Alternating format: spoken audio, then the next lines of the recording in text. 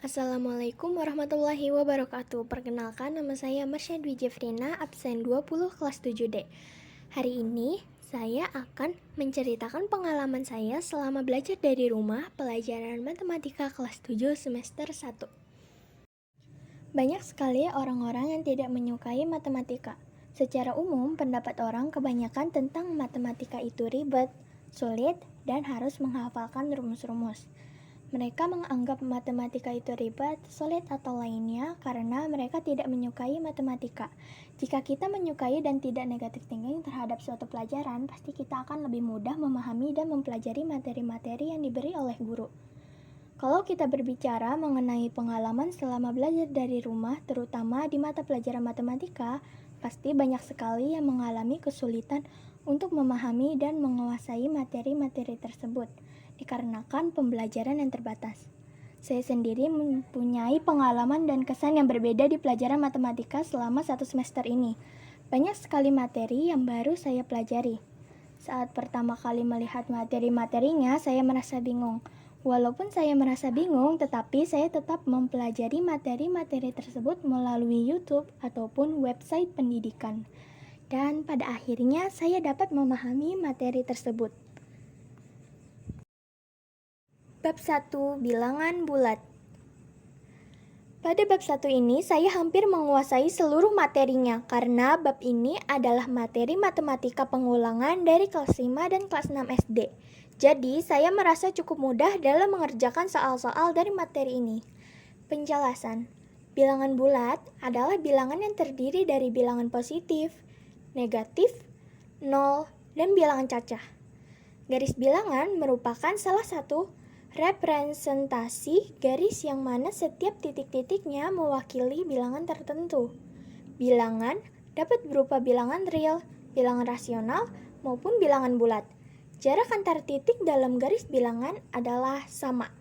Berikut adalah contoh gambar dari garis bilangan. Bab 2, himpunan. Pada bab ini, awalnya saya merasa bingung dengan materi himpunan karena materi ini baru saya pelajari. Namun, saat saya mempelajari ulang materi himpunan ini, ternyata materi himpunan tidak sesulit apa yang saya bayangkan. Saat ini, saya hampir menguasai seluruh materi dari bab himpunan. Pengertian himpunan.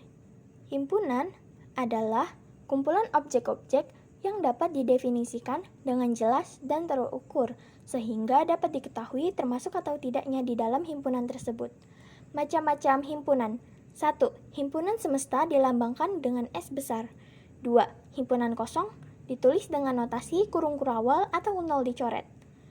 3. Himpunan nol adalah himpunan yang hanya memiliki nol sebagai anggotanya. 4. Himpunan bagian dilambangkan dengan subset. 5. Himpunan kuasa dinotasikan dengan P besar, kurung buka A, kurung tutup. Himpunan ekuivalen dilambangkan dengan sama dengan. Kardinalitas dinotasikan dengan N kecil, kurung buka A, kurung tutup.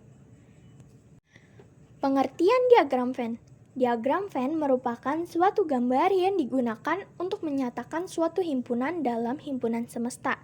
Berikut adalah contoh gambar diagram Venn atau operasi-operasi himpunan. Bab 3, aljabar. Saat memasuki awal bab 3 yaitu aljabar, saya sangat bingung karena konsep materi ini berbeda dengan yang lain. Terlebih, saya belum mempelajari materi ini. Ada kejadian di mana saya pernah menangis karena tidak bisa menemukan jawaban pada soal yang diberikan oleh guru saya. Sejak saat itu, saya mengulang materi aljabar kembali untuk memahami lebih dalam tentang materi tersebut. Kalau boleh jujur, sampai saat ini saya masih kurang mengerti tentang materi pembagian dalam bentuk aljabar, karena saya masih belum seluruhnya menguasai materi aljabar. Pengertian aljabar. Aljabar adalah bentuk matematika yang penyajiannya menggunakan huruf atau simbol.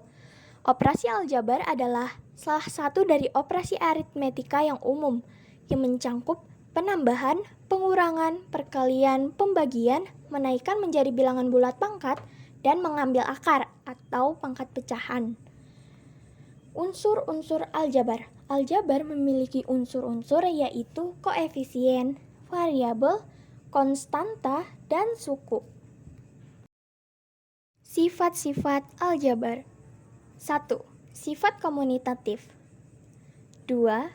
Sifat asosiatif. 3. Sifat distributif. Berikut adalah contoh soal dari operasi bentuk aljabar. Ada penjumlahan dan pengurangan, perkalian, dan pembagian. Simak baik-baik contoh soal dan cara pengerjaannya. Bab 4. Persamaan linear satu variabel dan pertidaksamaan linear satu variabel atau PLSV dan PTLSV. Pada bab materi ini, walaupun konsepnya cukup rumit, tetapi tidak serumit yang dibayangkan. Walaupun saat pertama kali saya mempelajari materi ini saya merasa bingung, namun saat kita terus membaca dan mengerti apa yang dimaksud dari materi ini, pasti kita akan mengerti. Sama halnya dengan saya yang awalnya tidak terlalu paham dengan materi PLSV dan PTLSV ini. Namun, saya tetap mempelajari dan membaca ulang sampai saya memahami tentang materi ini.